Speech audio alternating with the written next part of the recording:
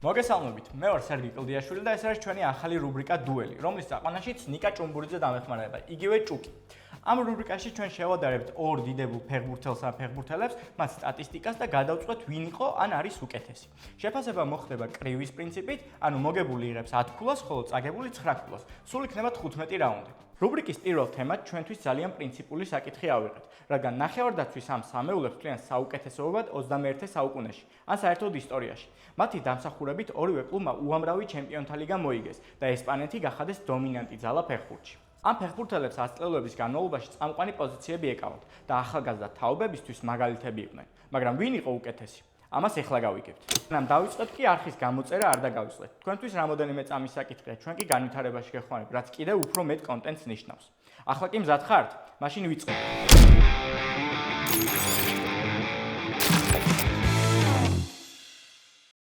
ნახევარდაცვის რომელი სამეული არის საუკეთესო 21 საუკუნეში? ხავი, ინიესტა და ბუსკეტსი, მოდრიჩის, კროსის და კაზემიროს წინააღმდეგ. პირველი რაუნდი. სტატისტიკა. მოკლედ ჭუკი, მოემზადე შენს ცხოვრებაში ყველაზე რთული გადაღებისთვის. უკვე წარმოვიდგენ როგორ ვანადგურებ შენ ბარსელონას. გასული სეზონიდან გამომდინარე, ძალიან გაგიჭირდება იქ. კაი, მოემზადე. ფეხბურთის ისტორიაში უდიდესი ტრიო კაზემირო, მოდრიჩი, კროსი შეიქმნა 2015 წელს, როცა ბრაზილიელი პორტოდან დაბრუნდა და ეგრევე რეალის ძირითადში დადგა. 7 წლის განმავლობაში ბიჭებმა ერთად გაატარეს 931 შეხვედრა, რომელშიც 78 გოლი გაიტანეს და გააკეთეს 158 ასისტი.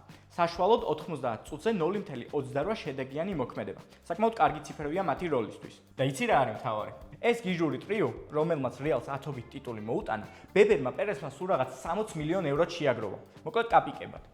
ეს სულ რაღაც გროშებია. მაშინ როცა ბარსელონამ ჩავი, ბუსკეტსი და ინიესტა სრულად უფასოდ მოიყვანა გუნდში. 19 წლის ბუსკეტსმა შექმნა ჩავისთან და ინიესტასთან ერთად სუპერ ტრიო 2008 წელს.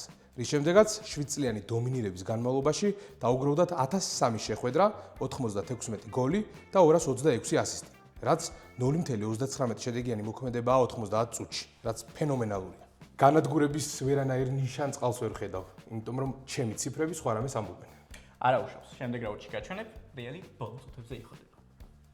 10-9 ბუსკეტსი, ჩავი, ინიესტა. მეორე რაუნდი. დრიბლინგი და ტექნიკა. მეორე რაუნდშიც ჩემი დომინაცია გაგრძელდება, იმიტომ რომ შანსი არ გაქვს ხისტი კაზემიროთი და კუსავით ნელი კროსით რამე დამაკლა. ჩემი ციფრებიც ამაში დამემოწმებიან. ჩემი სუპერ ტრიოდან ყველა აკეთებდა ერთთელოდ წარმატებულ თრუ მოძრაობას 90 წუთის განმავლობაში. შენს ტრიოს კი 1 ძლივს გამოსდიოდა. კაი, მოდი ობიექტურად შევხედოთ. და გავიხსენოთ წარმატებული დრიბლინგის მაჩვენებელი, სადაც 9%-ით წინ ვარ. ანუ, ჩემი ბიჭების დრიბლინგი უფრო ხშირად იყო წარმატებული. და საერთოდ, კაზემირო საყრდენია და თრუ მოძრაობები არაა მისი მთავარი სკილი, მაგრამ თან არ დაგავიწყდეს, რომ ბრაზილიელია და უმაღლესი დონის ტექნიკა სისხლში აქვს. ტონი ნელია, მაგრამ ძალიან ჭკვიანია. საერთოდ არ ჭირდება ფინტები. გერმანელი ერთი შეხებით აკრობს ოპონენტებს, მანამდე სანამ მიუახლოვდებიან და მოდრიჩი უბრალოდ გენიალურია. მისი სუპერ დრიბლინგით იგი პრესინგის განადგურების ოსტატია. ის სულ ახერხებს რთული სიტუაციებიდან გამოძრომას. ჩემი აზრით, თუ ვინმეს ტექნიკასთან პრობლემა არ აქვს, ეს ჩავი და ბუსკეტსი არიან. რადგან ამ საფეხბურთო ხელოვნებას ლამასიაში ადრეული ასაკიდან შეასწავლიან. თუმცა ამ სამშიც კი ყველაზე გამორჩეული ინიესტაა. ჯადოქარი, სხვანაირად ვერ აღწერ ესპანელის უნიკალურ დრიბლინგს, როცა ბურთი თითქოს ანდრესის სხეულის ნაწილი ხდებოდა და სიმართლე რომ გითხრათ, ის მართლაც განსაკუთრებული იყო. სტოკჰოლმის ერთ-ერთმა პროფესორმა ჩაატარა კვლევა, სადაც საფეხბურთო ინტელექტის გაზომვაც კი სცადა. და დონ ანდრესმა ამ კვლევებში ერთ-ერთი უმაღლესი მაჩვენებელიც კი დააფიქსირა. 9-9 ფრე. მესამე რაუნდი. საიმედო. ამ რეალის ყველაზე საიმედო ფეხბურთელი იყო კარლოს ენრიკე კაზემირო. იგი რეალის ყველა შეცდომას ასწორებდა და უზარმაზარი შავი სამუშაოს უდიდეს ნაწილს ასრულებდა. მარსელომ ერთხელ სერიოზულად შეაქო თანამემამულე, რომელიც სულ ეხმარებოდა მარცხენა ფლანგზე. კაზემირო ხშირად მშველის. ამ ბიჭთან ერთად 45 წლამდე შემიძლია ვითამაშო. მოიცა სერგი, ამაზე დაცვის რაუნდში ვილაპარაკებთ, ეს რაუნდი სულ სხვა თემას ეკუთვნის. მაგალითად თუ ვისაუბრებთ ყვითელ ბარათებზე, რომელიც კაზემიროს კონკრეტულ პერიოდში დაუგროვდა, თელ ჩემი თლიანი ტრიოს ბარათების რაოდენობაზე ოდნავ ნაკლებია. 87 კაზემირო, 129 ბლაუგრანელი ტრიო. სულ შენს მჩეხავებს 172 ყვითელი აქვთ და წითელიც კი ერთით მეტი დააგროვეს. სხვა მაჩვენებლებს შენს ადგილას საერთოდ არ უნახავდი. შენები მეტ ჯარიმას იღებდნენ და უფრო ხშირად აძლევდნენ მეტოქეს, რომ მოეტყუებინათ მათი თავი. აქ საერთოდ ორჯერ მოგიგე. სამაგიეროდ ჩენები უფრო ხშირად კარგავდნენ ბურთს და არასავალდებულო შეცდომებში საერთოდ ფრია. ამიტომ სრული დომინაცია არ გამოგივიდა. ვითო? 10-9. ბუსკეტსი, ჩავი, ინიესტა. მეოთხე რაუნდი. თავით თამაში. ეხლა ნამდვილად ჩემი დროა, იმიტომ რომ დაბალი ჩავით და ინიესტათი ვერ გამიქაჩავ და მარტო ბუსკეტსი ვერ გაკაჩავს. სიმაღლის ამ საკითხით განაწყვეტა ცოტა ცინიკურია, იმიტომ რომ საშუალო სიმაღლეში სხვაობაც კი 3 სანტიმეტრია. შენ კაზემიროს იმედად ხარ, თორემ კროსის და მოდრიჩის თავით თამაშზე ლაპარაკი ცოტა სასაცილოა. მაშინ მარტო კაზემირო მომაგებინა ეს რაუნდი, იმიტომ რომ მაღალი და ძლიერი კაზემირო დაუმარცხებელი იყო ჰაერში. ბუსკეტსი კიდე საშუალოდ მეორე სართულზე მოგებული დუელების რაოდენობით და მათი წარმატებულობით კაზემირო საუკეთესოა შენებს და ჩემებს შორის და თან არჩეულ პერიოდში გოლების 40% სწორედ თავით გაიტანა. ამიტომ კი, მარტო კაზემიროს ხარჯზე გიგებ და ნუ სამივე მაჩვენებელშიც საერთო ჯამში გიგებ. მოკლედ, შენმა 199 სანტიმეტრიანმა ბუსკეტსმა ამ რაუნდში ხმა ვერ ამოიღო. ამ პერიოდში ბარსას მაისურით სულ 3 გოლი აქვს თავით გატანილი. უბრალოდ სასაცილოა. ბარსას ტიკიტაკურ ფილოსოფიაში სილამაზე ჯდება და არა ჰაერში თავით თამაში. არც დაცვაში და არც შეწევაში ბრძოლა ბიჭებს არ უწევდათ. არც თქვენსავით და ბრიტანელებივით ფეხბურთს არ ამარტივებდნენ ბიჭები ჩაწოდებებით. არ დაგავიწყდეს რომ ამ ჩაწოდებებით რეალმა 3 ჩემპიონთა ლიგა მოიგო მიყოლებით, როცა თქვენ ნახევარფინალიც კი სანატრალი გქონდათ. 10-8. კაზემირო, კროსი, მოდრიჩი. აშკარა უპირატესობით. მეხუთე რაუნდი. დარტყმა. ბუსკეტსის ძლიერი მხარე შორიდან გასროლები არასდროს ყოფილა, თუმცა ხანდახან გაისროდა ხოლმე. თუნდაც ფრანკფურტის აინტრახტთან ევროპა ლიგაზე. მაგრამ ჩავის და ინიესტას ძალიან მაგარი დარტყმა ჰქონდათ. ჩავი შორიდან იტანდა თამაშიდანაც და სტანდარტულებიდანაც. პლუს ხშირად ხვდებოდა ფორვარდის პოზიციაზე და რეალიზების უმაღლეს მაჩვენებელსაც თავაზობდა. აი ინიესტა კი საჯარიმოს გარედან დარტყმების ოსტატი. ორივე ფეხით იდეალურად შემსრულებელი და ცხრიანების მომხსნელი, როგორც კლასიკოში, მაშინ როცა წინა დღით შვილიც კი დაეღუპა. აი ინიესტას დარტყმის გემო კი ჩელსის ფანებმა ყველაზე მწარედ იციან. აი რა არ გინდა მაგ თამაშზე, მაგ თამაშის საჯობად კარგად იციან ჩელსის ფანებმა და რაც შეეხება ჩემ ტრიოს, ამ სამეულში სამივეს მაგარი დარტყმა ჰქონდა, აშკარად უკან ხარ. კაზეს ნამდვილი ზარბაზანი ჰქონდა. კროსკი პირიქით, ტექნიკა და მისი ბილიარდისებური დარტყმები და მოდრიჩი საერთოდ უნივერსალია. შეუძლია ცხრიანი ჩახსნას და ბადე გახიოს, ან შეუძლია ზუსტად კუთხეში ჩააგდოს ბურთი. ერთი სიტყვით მაესტრო. კი, რაჯობია რონი ოსალივანისებრ დარტყმებს კროსისგან, მაგრამ სტატისტიკაში სხვა კითხვები ჩდება. კი, ბლანკოსის სამეული საშუალოდ უფრო ხშირად ურტყამდა, მაგრამ რაც მთავარია, ეფექტურობა კატალონიელებს უფრო მეტი აქვთ. ყოველი 10-11 დარტყმა გოლით სრულდებოდა. აი ბლანკოსელების კი ყოველი მე-13. ეგ იმიტომ რომ საჯარიმოს გარედან მთელი 8%-ით მეც ურტყამდნენ. ამიტოა ასეთი სხვაობა. ყაიმი? ყაიმი. 9-9. ფრე. მეექვსე რაუნდი. სისწრაფე. გასაგებია რომ ამ რაუნდში ჩვენი ფეხბურთელები არ წინავდნენ, განსაკუთრებით ბუსკეტსი და კროსი, მაგრამ მოდრიჩი და კაზემირო ცუდები არ იყვნენ. ბრაზილიელი აჩქარების ხარჯზე ახერხებდა ოპონენტების მოტყუებას და დროულად დაფარებას, ხოლო ხორვატი აჩვენებდა სიჩქარეს ბურთთან მუშაობის დროს, როცა 10-ობით მეტრზე ათრევდა ბურთს. გახსოვს მისი საგოლე გაჭრა 2022 წელს PSG-სთან, როცა ლუკამ პარიზელების ნახევარის შემადგენლობა ათრია. თითქოს მაშინ 37 წლის არ იყო და ეს თამაშის მიწურულს არ გააკეთა. მახსოვს სერგი, მახსოვს როგორ არა, მაგრამ არც ჩავი და ინიესტა იყვნენ ლოკოკინები. ისინი კარგ საწყის სიჩქარეს აჩვენებდნენ ბურთთან ერთად, რის ხარჯზეც ორივე აფეთქებით წყდებოდნენ მეტოქეებს და უკან იტოვებდნენ მათ. და რაც თავარია, ავიღოთ ჩვენი საყვარელი სიმულატორიდან FIFA-დან სიჩქარის საშუალო მაჩვენებლები კონკრეტულ პერიოდში. წინ სწორედ ბროწეულისფერი გუნდის მოთამაშეები იქნებიან 69-63-ის წინააღმდეგ. მოულოდნელი შედეგია. როგორ? 10-9. ბუსკეტსი, ჩავი, ინიესტა. მეშვიდე რაუნდი. პასი. გზნობს სუნს. რა სუნს? შენი დამარცხების სუნს ამ რაუნდში. იმიტომ რომ ჩვენ უნდა ვისაუბროთ იმ სამ ფეხბურთელზე, რომელიც იდეალურად გამოხატავენ ამ სიტყვას. პასს. ამ სამმა ფეხბურთელმა თავის მოკლე გადაცემებით სამყაროში სრული დომინაცია შექმნეს. მოდი დავიწყოთ ბუსკეტსით, რომელსაც უდიდესი ინტელექტი ჰქონდა და გამთამაშებელი საყრდენის ტრენდი შემოიტანა. რაღაც ახალი პოზიცია. ესპანელის პასები მარტივი ჩანდა, მაგრამ მათ გასაკეთებლად საჭირო იყო უმაღლესი კონცენტრაცია და მუდმივად მოედნის დასკანერება. იგი გენიოსი იყო. ჯერარდი მას ბარსას ჩიტკოც ეძახდა. ჩავის კი ის ყველაზე ჭკვიან ფეხბურთელად მიაჩნდა, ვისთან ერთადაც კი უთამაშია. ბარსას ფეხბურთელმა დაუძახა ბარსას ფეხბურთელს ყველაზე ჭკვიანი. გაგიჟდები. კროს თუ არ იტყოდა, მაგრამ უნდა ითქვა, იმიტომ რომ არც კროსი არ არის შენი სამეულიდან არც ერთზე ნაკლები. უკეთრო გაიგოთ, 9 სეზონის განმავლობაში ლა ლიგაში კროსი არასდროს არ ჩამოცნენილა პასების სიზუსით 98%-იან მაჩვენებელს და მეორე ადგილს ამ მაჩვენებლით. თან უბრალოდ გვერდზე კი არ აკეთებდა ამ პასებს, წინ წევდა ბურთს. თან როგორ აკეთებდა ამას? შორ მანძილზე პირდაპირ ფეხში უგდებდა თავის პარტნიორებს ბურთს. ყველა პასს მილიმეტრებში ზომავდა. პასები მეცნიერება რო იყოს, კროსი მთავარი პროფესორი იქნებოდა. კი, თავარი, ოღონდ ჩავის შემდეგ. ჩავი რომ ახლა თამაშობდეს, ამ კომპონენტში ყველა პირველი ადგილი მისი იქნებოდა. 2009-2010 წლების სეზონში ესპანელმა გააკეთა 400 ზუსტი პასით მეტი, ვიდრე ნებისმიერ სხვა ფეხბურთელმა ლა ლიგასა თუ ჩემპიონთა ლიგაზე. ზოგჯერ შეხვედრაში მეტ პასს აკეთებდა, ვიდრე მოწინააღმდეგის მთლიანი ნახევარ-დაცვის ხაზი ერთად. და ამას პლუს მისი სათამაშო ინტელექტი, რომელიც უმაღლესია. ერთ-ერთმა მეცნიერმა ისიც კი დათვალა, თუ რამდენჯერ ატრიალებდა ფეხბურთელი თავს მოედანზე დასკანერებისთვის. აი ჩავი კი აქ პირველი იყო. ჭუკი, შენმა კატალონიელებმა რამდენიც უნდა იმდენი ატრიალონ თავი აქეთ-იქით, მაგრამ ისე ლამაზად როგორც მოდრიჩი აკეთებდა პასებს, ვერ გააკეთებდა. უბრალოდ ხორვატის ტრიويل. მისი პასი ტერფის გარე ნაწილი რაღაც პარალელური სამყაროდანაა. კამავინგამ ერთხელ თქვა, თუ ვცდიდი მოდრიჩის პასის გამეორებას, ფეხებს მოვიტეხავდი. ვერავინ, სოფლიოში ვერავინ ვერ ფლობს ამ ილეთს ისე კარგად, როგორც მოდრიჩი. მისი საგოლე როდრიგოზე ჩელსისთან ერთ-ერთი საუკეთესო ასისტია ჩემპიონთა ლიგის ისტორიაში. კარგი. სანახაობის ნაწილში მოდრიჩს მე ინიესტას დაუპირისპირებ. ინიესტა ყველანაირ პასს აკეთებდა. ის ნამდვილი შოუმენია. ელ მახიკო. ცირა სერგი, ამ რაუნდში არა მხოლოდ ესთეტიკა გადაწყვეტს ყველაფერს, არამედ რაოდენობასაც უნდა მივაქციოთ ყურადღება. ბლაუგრანას სამეულს მთელი 22 პასით მეტი აქვს და რა თქმა უნდა, სიზუსტეც ოდნავ 1%-ით, მაგრამ მაინც უკეთესია. აქ ისევ ჩემები არიან წინ.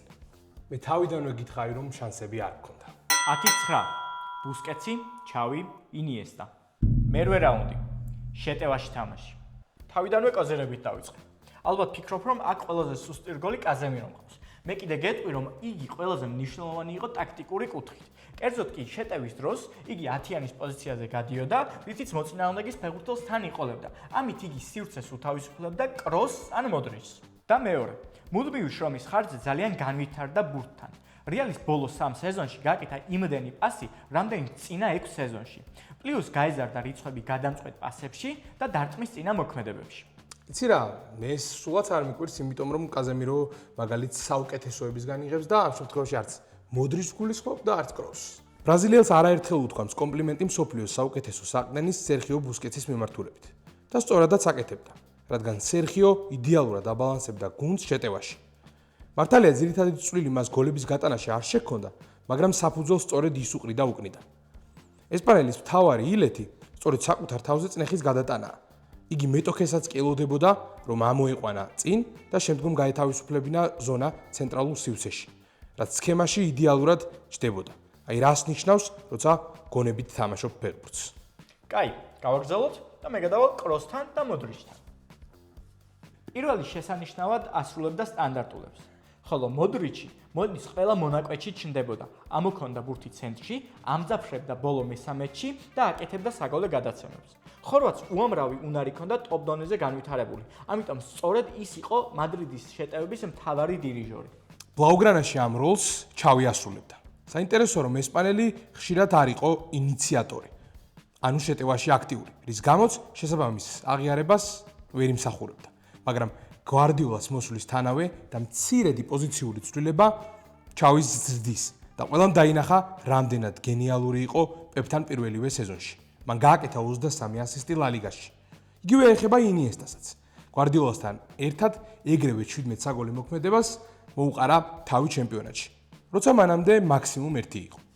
აი ზუსტად ეგაა. შენი ტრიო პეპთან გაიხსნა. ხოლო კროსი, კაზემირო და მოდრიჩი ნებისმიერ ფეხბურთში, ნებისმიერ მწვრთნელთან შეუდარებლები იყვნენ. ცირა, ჩავი, ბუსკეტსმას და ინიესტამაც ეს ყველაფერი თავიდანვე იდეალურად იცოდნენ. უბრალოდ ამისთვის სწორი სისტემა იყო საჭირო. კრუიფისებური სისტემა და ეს გვარდიოლა მათ მოუტანა.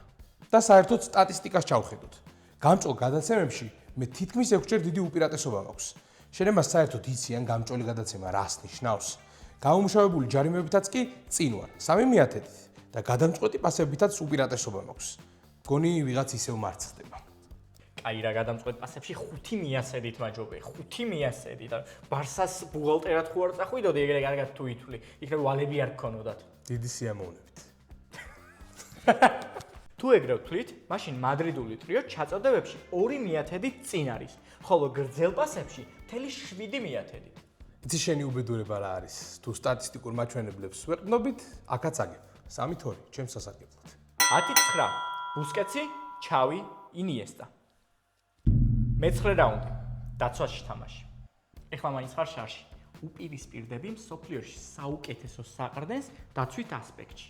უბრალოდ შეგიძლია ნებისმიერ მოგებაზე ფიქრი მიატოვო. კაზემირო. ეს არის საძირკველი, რომლის წყალობითაც რეალის ტრიო გახდა დიდებული. ბრაზილიელს იდეალურად ესმოდა კროსის და მოდრიჩის და სულ იცოდა, როდის დაეწვია ისინი. მისი დაცვითი მოქმედებების არსენალი უზარმაზარია. მას შეუძლია კორპუსით თამაში, ვარდნა, უკნიდან სულთა დართმევა, დაფარება. ბრაზილიელი მუდმივად ტოპებში იყო დაცვითი მაჩვენებლებით. ეს უნიკალურია, რადგან იგი თამაშობდა შეტევით ფეხბურთში და არა დაცვითში. შეტევით ფეხბურთში მსგავსი სტატისტიკის აღება გაცილებით რთულია. და რა შვება კასემირო იუნაიტედში? მაგაზე დღეს არ ვუყარკობთ.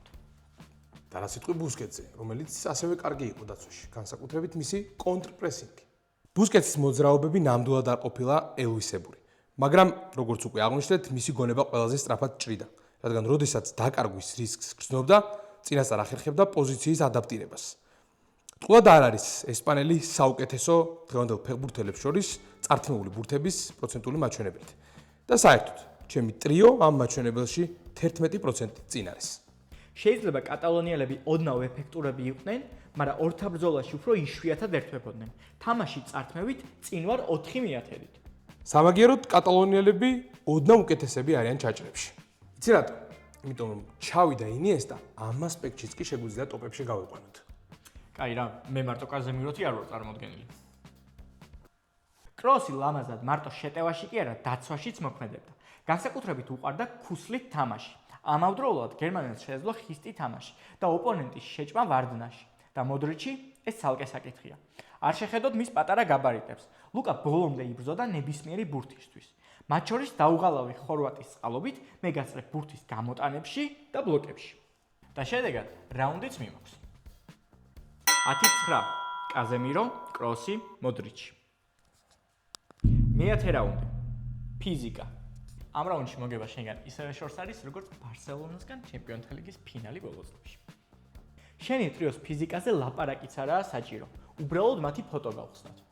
გამძლეობაში სერიოზულად მოიკოჭლებენ. სამივე 90 წუთსაც ვერ ატარებდა მოედანზე და ხშირად მეორე ტაიმში უკვე სკამზე ხდებოდნენ. არა და ნიესტას სტამინა იმ ბარსაში ერთ-ერთი გამოსარჩევი იყო. დონ ანდრესი მატჩების 67%-ს სრულად ატარებდა. და მწვრთნელები არაერთხელ აღფრთოვადნენ მისი ფიზიკით. ჯერ კიდევ ბავშვობიდან მოყოლებული. კაი, ანდრესას შეიძლება შევწდი, მაგრამ ჩავიზე და ბუსკეტზე რა სიტყვა. აი, ჩემთან კროსზე შეიძლება რაღაც კითხვები გაჩნდეს, მაგრამ კაზემირო და მოდრიჩი ფიზიკური მომზადების ნამდვილი მაგალითები არიან. როდრიგო ყვებოდა, რომ კაზემირომ იგი თავისი პროფესიონალიზმის ნაწილი გახადა და სულ თან დაყავდა დარბაზში დამატებით ვარჯიშებზე. მოიცა და კიდევ ერთხელ ვიკითხავ და მანჩესტერში რა შვება?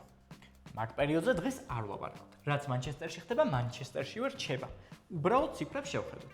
FIFA-ს ფიზიკის მიხედვით და შეხვედრაში დაფარული დისტანციით წინ ვარ. ამიტომ ნახონდის. რაუნდი ჩემია. აშკარა უპირატესობით.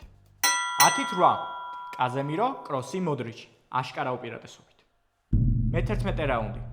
ტიტულები. შეგახსენებთ, რომ აქ თანაბარ პირობებში ვართ, რადგან ორივე ტრიომ ერთად 7-7 წელი გაატარა. მაგრამ შენთვის და სამწუხაროდ კლუბების პრაიმები შეიძლება ოდნავ აცდა ერთმანეთს, რადგან კატალონიელებმა 21 ტიტულის მოგება შეძლეს, ხოლო მადრიდელებმა 16-ის. ბუსკეტს, ჩავის და ინიესტას ერთად 12 ეროვნული ტიტული აქვთ მოგებული. შენების 6-ის წინააღმდეგ. მათ შორის 5 ჩემპიონობა და 8 ქვეყნის თასი.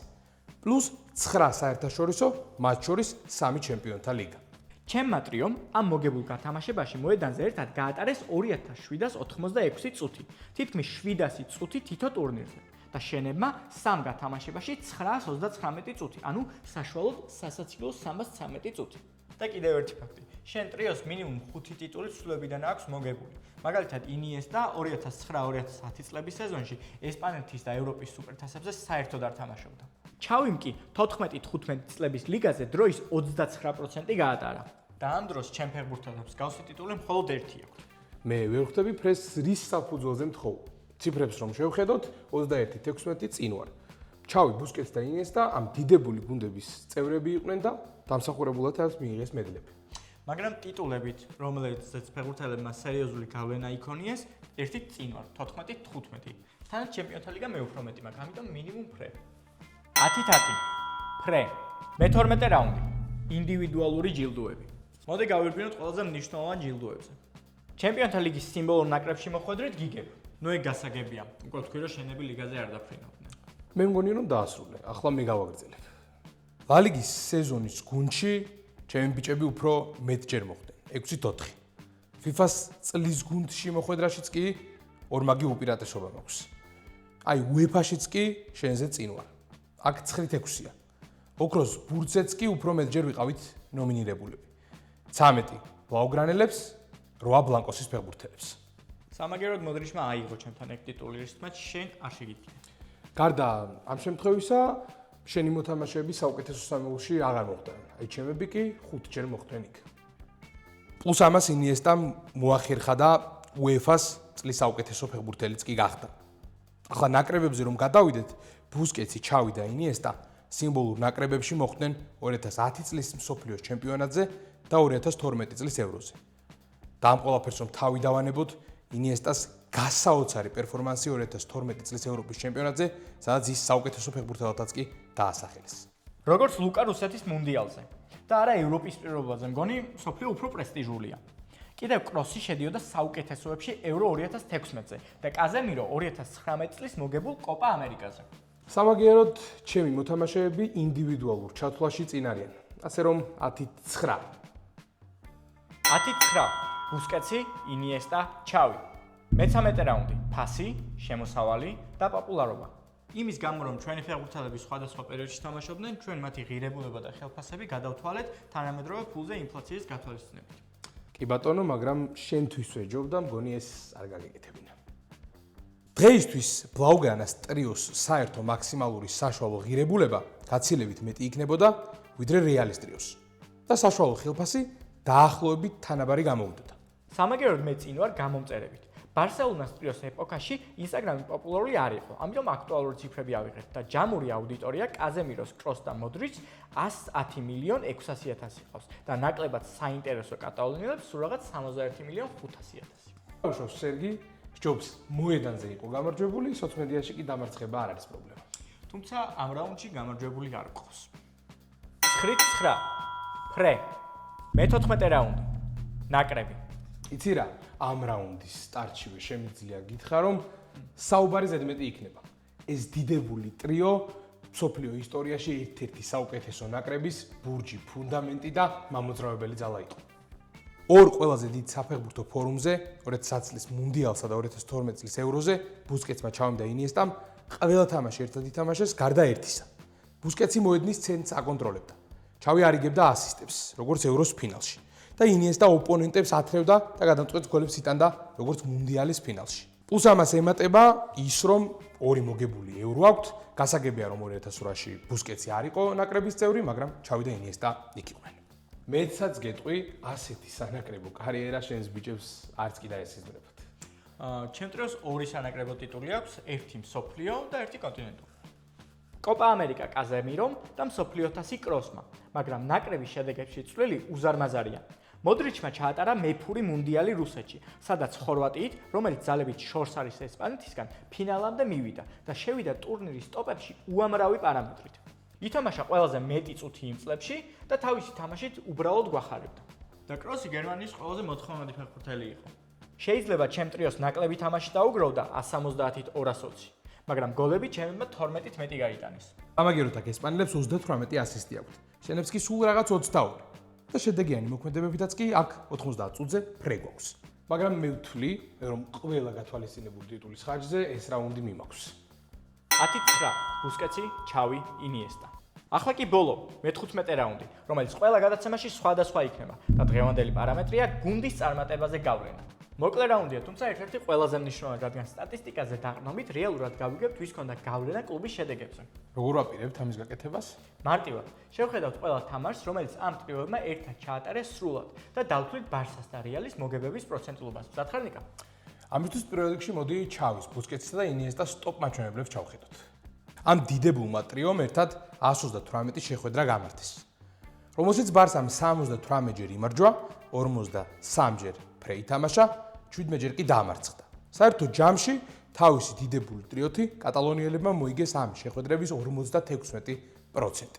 ჩემ ტრიოსაც 17 წაგება აქვს, მაგრამ არა 138, არამედ 156 შეხვედრაში. მთელი 106 მოგება და სოლიდური 78% შეხვედრებისა, როცა რეალმა ამ ტრიოთი მოიგო. როგორც არ უნდა დასრულდეს გადაცემა, ეხლა უკვე ნამდვილად ვიცით, რომელ ტრიოს ჰქონდა რეალური გავლენა შედეგებზე. ამით ინუგეშე თავი. 10-9 კაზემირო, კროსი, მოდრიჩი. ესე იგი, 15 რაუნდის ჯამში საერთო ანგარიშით 151, 140 მოიგეს ბუსკეტსმა, ჩავიმ და ინიესტამ. სერგი, გამარჯვება ჩემთან რჩება. უდიდესი პატივისცემა დიდებულ ბლანკოსის ტრიოს ძალიან ახლო ბრძოლაში ვიმარჯვე. გილოცავ, მაგრამ რომარა ნაკრებების რაუნდი აუცილებლად ფრე იქნებოდა და საერთოდ თითქმის ყველა პარამეტრში მინიმალური სხვაობა იყო, მაგრამ ფაქტია მოიგე. დღეისათვის სულ ეს იყო, აუცილებლად გამოიწერეთ არხი და დაალაიქეთ ვიდეო და კომენტარებში აუცილებლად დაგვიწერეთ, როგორ მოგეწონათ ეს გადაცემა და ვის შედარებას ისურვებდით შემდეგში. შეხვედრამდე. ადიოს.